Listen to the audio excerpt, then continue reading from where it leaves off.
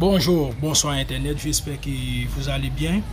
Et dans les soucis de faire comprendre et de connaître Haïti, je vais vous présenter une vidéo où il y a des ambassadeurs blancs qui prennent des positions positives à l'adresse d'Haïti. Veuillez regarder cette vidéo, ce sera très édifiante.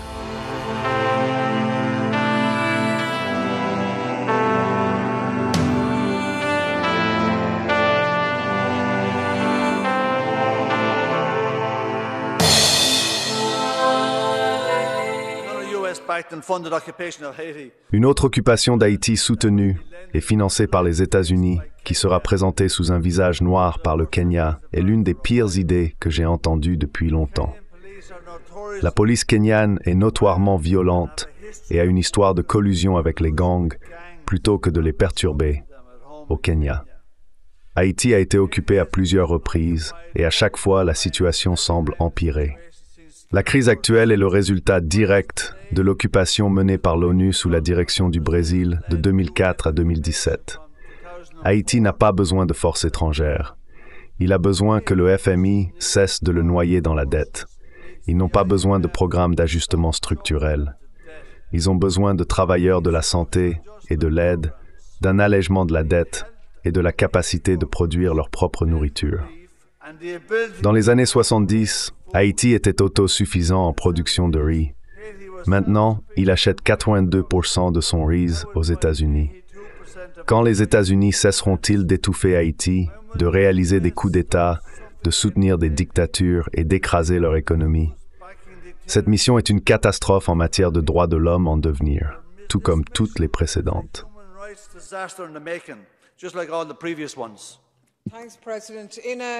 Dans un procès-verbal du Conseil de sécurité de l'ONU de janvier de cette année, il a été déclaré que l'impasse politique persistante en Haïti reste un obstacle significatif à une gouvernance efficace. Ceux qui en sont responsables étaient dans la même pièce, donc ils devraient le savoir. Haïti est un État assisté, soutenu dans la construction nationale par les États-Unis, tout comme l'aide fournie à l'Irak et à l'Afghanistan. Est-il étonnant que ce soit un tel désordre? Toutes les élections haïtiennes depuis 2004 ont été surveillées, avec une ingérence étrangère constante et une occupation militaire effective. Les ONG occidentales ont pris en charge les services publics de base. Qu'est-ce qu'il reste à voter dans un pays qui ne se sent plus comme le leur? De toute évidence, les puissances occidentales veulent contrôler le destin d'Haïti. Elles font tout ce qu'elles peuvent pour les coloniser à nouveau. Cependant, elles devraient se souvenir de l'histoire d'Haïti. C'est une île d'esclaves qui se sont soulevés et ont chassé leurs colonisateurs. Elles ne prévaudront pas. Le peuple d'Haïti trouvera un moyen de reprendre ce qui est à lui.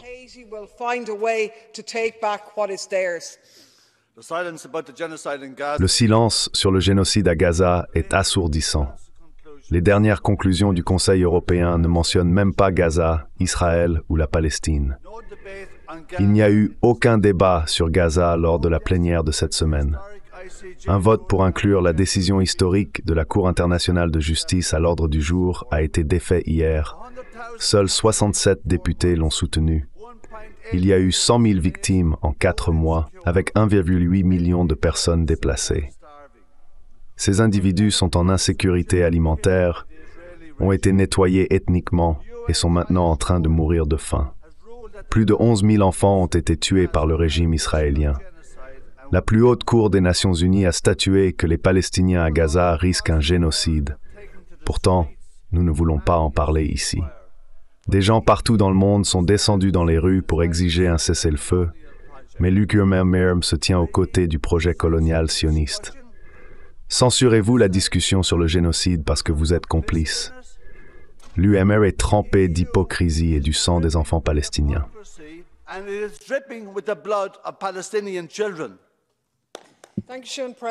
Merci, Président.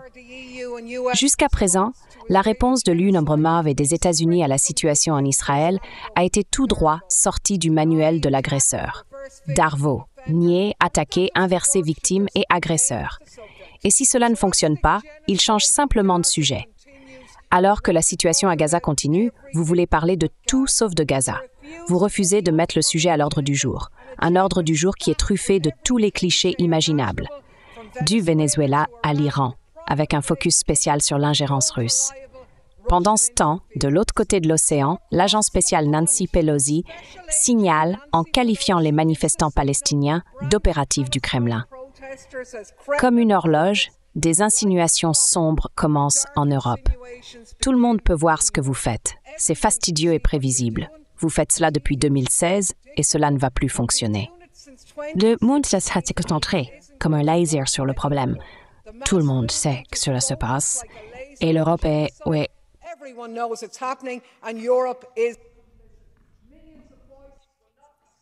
Je suis désolée, mais c'est un débat sur un sujet spécifique, donc vous devriez vous en tenir au problème. Merci.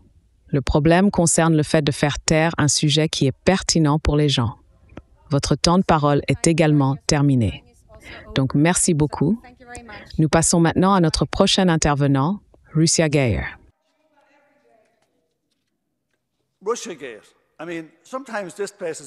Je veux dire, parfois cet endroit dépasse l'entendement. La plus grande arnaque des temps récents bénéficie d'un relooking de l'UE. Si vous êtes préoccupé par l'influence russe ici, regardez sans plus attendre les députés européens qui ont alimenté la guerre en Ukraine. La Russie a maintenant la plus grande économie d'Europe grâce aux personnes qui ont alimenté la guerre. L'économie allemande est en déclin.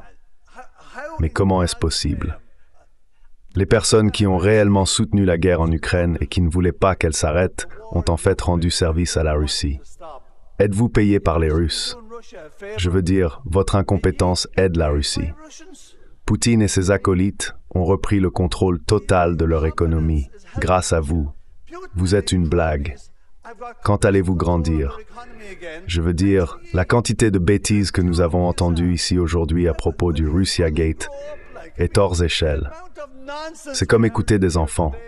Vous savez quoi? Si vous ne pouviez pas obtenir un emploi décent, vous ne seriez pas dans le monde réel.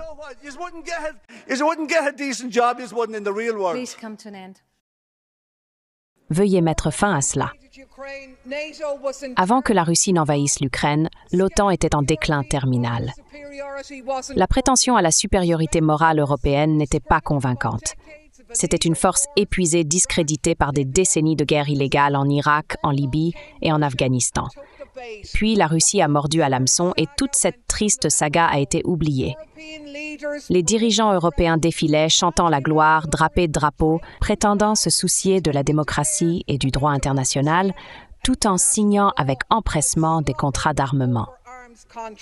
Il est facile de comprendre pourquoi vous voudriez que la guerre continue, mais c'est fini. Pendant que vous vous amusez avec votre imitation de Churchill de pacotille, l'Ukraine manque d'hommes et d'espoir. Alors que les économies européennes souffrent, peu croient à une victoire proche. Même la Maison-Blanche prend ses distances et votre soutien à Israël montre que vous ne vous êtes jamais soucié de la démocratie. Il s'agit de subventions aux entreprises d'armement et de la puissance des États-Unis. Nous avions un problème avec cette proposition dès le départ et le trilogue ne l'a pas beaucoup amélioré pour nous. On nous a demandé d'élargir massivement la machinerie de l'UMMERA pour le partage des données biométriques sans preuve que cela rendrait l'enquête criminelle plus efficace. On nous a juste demandé de faire confiance à la Commission que cela se produirait. Eh bien, non merci. Non seulement cela, on nous a demandé d'accepter que des pays tiers puissent blanchir leurs données douteuses dans les données des forces de police de l'UNOML. Par exemple, le partenaire de confiance de l'UNOML, Israël, a maintenant une ligne directe pour signaler ses opposants politiques et les poursuivre en Europe. Et nous sommes censés compter sur le contrôle de qualité notoirement médiocre d'Europol pour filtrer les fausses accusations de la vérité. Nous savons que cela n'arrivera pas. C'est un autre chèque en blanc pour Israël pour diffamer des personnes innocentes en Europe. Mais de toute façon, l'ensemble est susceptible d'être rejeté par la Cour de justice de l'Union européenne au motif qu'il est disproportionné de toute façon.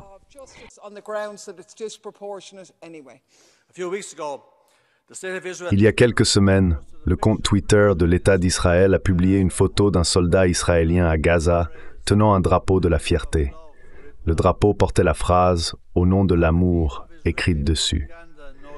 L'utilisation de la propagande israélienne a atteint un nouveau bas. Il est scandaleux qu'ils utilisent la communauté LGBT comme un accessoire pour justifier leurs actions.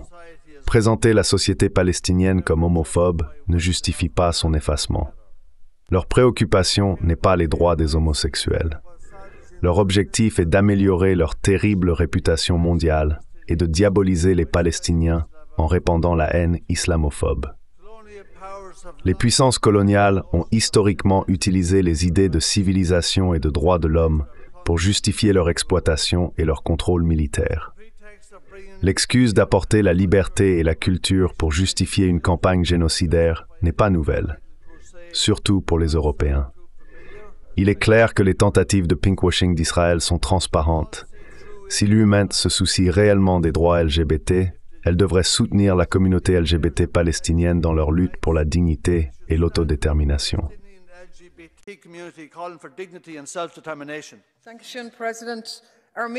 Nos médias et réseaux sociaux sont inondés de discours de haine et de désinformation. Les officiels israéliens apparaissent à l'antenne et en ligne tous les jours, diffusant des discours extrêmement haineux et méprisables. Les investisseurs technologiques de la Silicon Valley et le gouvernement israélien collaborent dans des groupes WhatsApp pour faire taire les voix pro-Palestine en ligne et influencer le récit en ligne en faveur d'Israël. Cependant, la Commission ne traite pas de la responsabilité des plateformes ou de quiconque pour s'attaquer à ces problèmes. Selon eux, les discours de haine et les interférences ne sont des problèmes que lorsqu'ils décident qu'ils le sont. Des appels ont été lancés par des Israéliens pour cibler toute la population de Gaza et provoquer de graves épidémies. Ils ont qualifié les Palestiniens de moins qu'humains et suggéré que les enfants ne devraient pas être à Gaza. Cela constitue un discours de haine et de la désinformation, et c'est monnaie courante sur tous les canaux, tous les jours. Cela a même incité au génocide, un génocide que la Commission, le Conseil et une grande majorité de ce Parlement semblent soutenir. Ainsi, il est ironique et audacieux de votre part de venir ici et de prétendre vous soucier des discours de haine et de la désinformation, alors que vos actions suggèrent le contraire. La prétention de préoccupation pour nos valeurs et les expressions hypocrites de tristesse ne trompent plus personne. L'empereur est nu.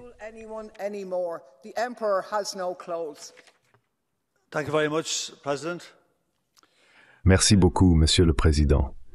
Nous comprenons qu'il existe des règles et des réglementations entourant les accords d'association pour la participation des pays tiers au programme de l'Union. L'Union européenne a un accord d'association avec Israël. Cependant, il semble que chaque règle imaginable ait été enfreinte. Nous avons complètement ignoré nos propres règles.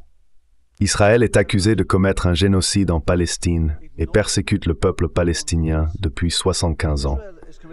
Malgré cela, nous n'avons aucun problème à maintenir l'accord d'association avec eux. J'aimerais que quelqu'un de la Commission m'explique cela car je ne le comprends pas. Qu'est-ce qu'Israël, décrit comme un régime d'extrême droite apartheid, doit faire avant que nous envisagions de rompre l'accord d'association avec eux? Jusqu'où doivent-ils aller? Il y a 30 000 victimes civiles, dont 11 000 enfants. Pourtant, nous n'avons même pas envisagé l'idée de rompre l'accord d'association. Je ne comprends pas cela.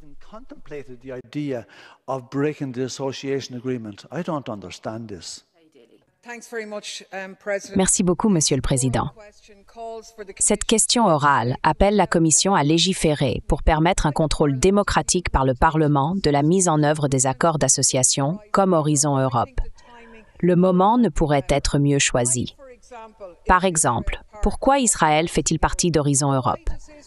Pourquoi Israël reçoit-il 22,73% des subventions de ce programme?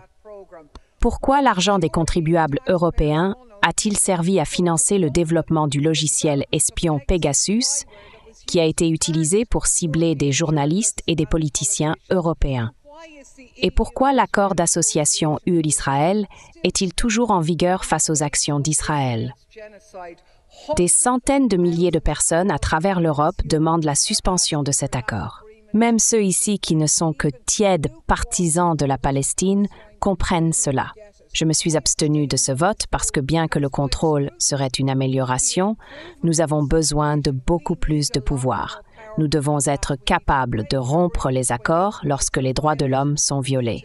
Nous devons suspendre cet accord maintenant. J'ai voté contre ce dossier parce que la situation au Venezuela est très volatile et l'Union européenne devrait empêcher la situation de s'aggraver plutôt que de se livrer à des jeux géopolitiques. Rappelez-vous, le PIB du Venezuela a diminué de 80% en 10 ans, forçant 7 millions de personnes à fuir le pays. C'est un désastre humainement, économiquement et sociétalement. L'ancien secrétaire d'État américain Pompeo s'est vanté que cela était le résultat des sanctions américaines. Il a dit que c'était une crise humanitaire qui s'aggravait d'heure en heure. Il semblait prendre plaisir au fait que cela augmentait la douleur et la souffrance du peuple vénézuélien. Et l'administration Biden continue ses sanctions. Le gouvernement vénézuélien avait atteint un accord qui est maintenant rompu, montrant combien la confiance est fragile. Dans ce contexte, la décision des États-Unis de réimposer des sanctions est vraiment dangereuse. Nous devrions nous concentrer sur une résolution diplomatique du conflit au Venezuela.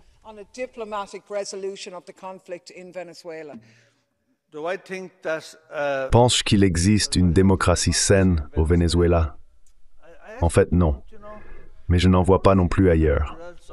Comme mon collègue l'a mentionné, plus de 7 millions de personnes ont quitté le Venezuela à cause des sanctions illégales qui dévastent le pays depuis 2017. Le Centre de recherche en économie et politique a découvert que dans les 2 années avant que Trump n'intensifie les sanctions en 2019, elles avaient entraîné la mort de 40 000 personnes. Ce texte non seulement ignore la destruction causée par les sanctions, mais appelle également à plus de sanctions. Il blâme tout sur le gouvernement. Mais faisons-nous preuve d'humanité. Nous avons du sang sur les mains. Nous introduisons des sanctions qui tuent des gens ordinaires. Les sanctions nuisent aux plus vulnérables, en particulier aux femmes et aux enfants, pas aux dirigeants et aux riches. L'idée derrière les sanctions est de mettre la pression sur le peuple pour provoquer un changement de régime. Cependant, c'est une approche terrible. Vous dites que nous voulons des élections libres au Venezuela, mais le peuple vénézuélien a été soumis à un châtiment collectif incessant. Nous n'allons pas voir un résultat d'élection normale dans ces conditions. Pourquoi l'Union européenne ne se détache-t-elle pas de son partenaire semblable aux États-Unis et n'adopte-t-elle pas une approche constructive envers le Venezuela en les aidant à se rétablir? Je ne comprends pas la logique derrière leurs actions.